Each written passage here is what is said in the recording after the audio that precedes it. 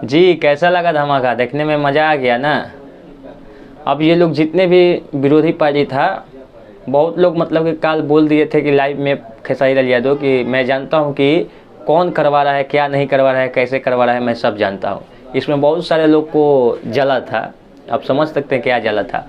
और ये लोग सोच लिए थे कि विवेक सिंह, अखिलेश कश्यप को खेसारी टीम से बाहर कर देंगे, लेकिन भाई यहाँ ये चारा चलने वाला नहीं है। ये तस्वीर जब हमने देखा ना तो सोचा ये आज की है, शूटिंग हो रही है वहाँ के, सिर्फ विवेक सिंह का एक तस्वीर नहीं वायरल हुआ है, शायद वो वहाँ पे नहीं थे या नहीं लिया गया फ़ोटो, ये हो सकता है। लेकिन बाहर करने की बात तो करिए मत टुनटुनी, सॉरी खेसारी लाल यादव जी के लिए, खेसारी लाल यादव जी की टीम में बाहर करने का बात मत करिए किसी को। इस तस्वीर देखने के बाद हमें नहीं लगता है कि खेसारी लाल यादव अखिलेश कश्यप जी को बाहर करेंगे अपनी टीम से। फिलहाल आप सबका राय क्या है कमेंट में बताइएगा। और जो भी विरोधी लोग हैं वो तो जानते हैं कि जलेंगे और वो लोग अलग करना चाहते हैं, तो ऐसा नहीं होने देना है। तबाही या तांडव हमेशा मचाते थे, मचाएंगे हम लोग।